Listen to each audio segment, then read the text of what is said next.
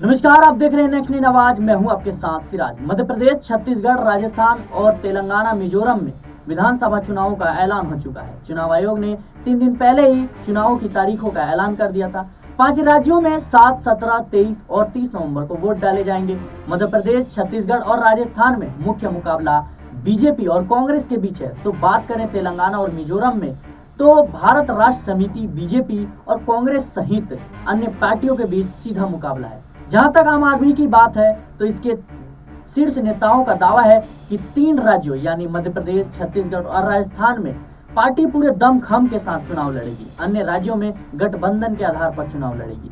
आम आदमी पार्टी के राष्ट्रीय संयोजक और दिल्ली के मुख्यमंत्री अरविंद केजरीवाल सहित पार्टी के टॉप नेता लगातार हिंदी भाषी 3 प्रमुख राज्यों में चुनाव पर फोकस कर रहे हैं। विधानसभा चुनाव में इंडिया गठबंधन को लेकर पूछे जा रहे सवालों पर आपके राष्ट्रीय महासचिव और राज्यसभा सांसद संदीप पाठक ने कहा कि विधानसभा चुनाव को लेकर पार्टी पूरी तरह से तैयार है। जहां तक गठबंधन में दलों की टकराव की बात है, तो इस मसले पर पहले भी स्पष्ट किया जा चुका है कि गठबंधन लोकसभा चुनाव के लिए है, न कि विधानसभा चुनाव के लिए। इस रणनीति को ध्यान में रखते हुए आप 5 राज्यों में गठबंधन की बजाय अलग अलग चुनाव लड़ेगी। उन्होंने विपक्षी दलों ने अपने स्वार्थ को एक तरफ रख कर ही लोकसभा चुनावों के लिए गठबंधन किया है।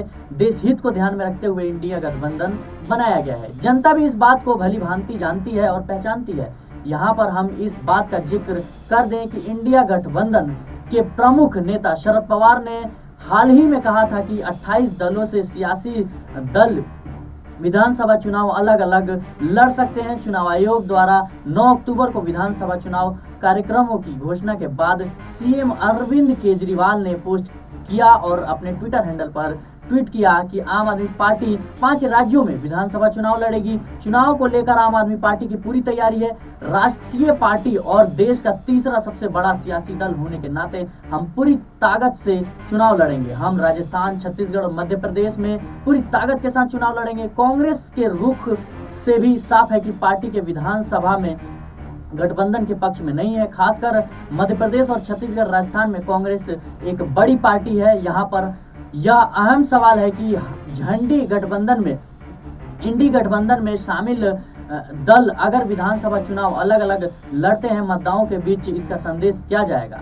ऐसे में यह जानना जरूरी है कि कहां-कहां अलग अलग चुनाव लड़ने से आपको लाभ और कांग्रेस को नुकसान का सामना करना पड़ा।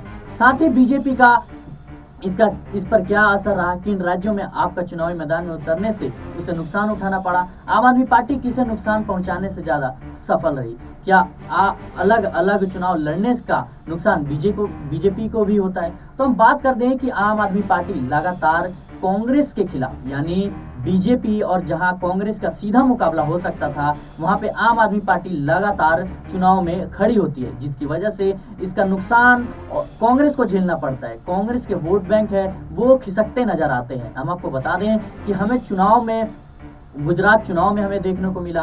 बात करें हम दिल्ली की, पंजाब की, तो यहाँ पे देखा कि कैसे गुजरात में भी आम आदमी पार्टी की वजह से कांग्रेस को काफी ज्यादा नुकसान का सामना करना पड़ा। और चाहे हम बात करें पंजाब की, तो जहाँ पे कांग्रेस की सरकार थी वो आम आदमी पार्टी ने छीन ली। वहीं दिल्ली की भी हम बात करें तो यहाँ पे कांग्रेस की सरकार थी, उसके बाद आम आदमी पार्टी की सरकार आई।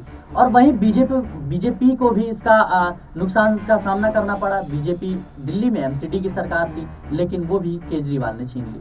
तो हम बात करें इंडिया गठबंधन की। इंडिया गठबंधन लोकसभा चुनाव को देखते हुए बनाया गया, लेकिन क्या विधानसभा में ये चीजें नहीं हो सकती थी। विधानसभा में आखिर अलग अलग चुनाव लड़ने की रणनीति क्या है। वहीं कांग्रेस भी अपनी नीति में साफ रुख अपना चुकी है। उसका साफ कहना है खासकर कि वो आम आदमी पार्टी या किसी भी पार्टी से गठबंधन नहीं करेगी, क्योंकि राजस्थान में और मध्य प्रदेश और छत्तीसगढ़ में कांग्रेस एक मजबूत पार्टी के रूप में देखी जा रही है। मजबूत पार्टी, अभी उसका दबदबा है ग्राउंड पे, और जो है उसका सरकार भी है राजस्थान और छत्तीसगढ़ में, जिसकी वजह से कांग्रेस जो है अभी किसी के साथ भी गठबंधन करने को तैयार नहीं है और उसे जीत की पूरी उम्मीद है।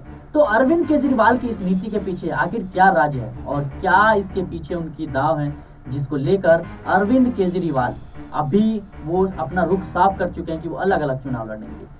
क्या इंडिया गठबंधन में एक साथ रहने से कोई मसले का हल नहीं निकल सकता, क्योंकि विधानसभा चुनाव में हमने देखा है कई बार कि आम आदमी पार्टी की वजह से कांग्रेस के भी वोट करते हैं और कांग्रेस असफल रहती है जीतने में, वहीं इसका फायदा ज्यादातर भाजपा को होता है, यानी भाजपा सरकार में आ जाती है। आपकी इस मुद्दे पे क्या राय है, हमें कमेंट बॉक्स में जरूर बताएं। आप देखते रहिए नेक्स्ट 9 आवाज।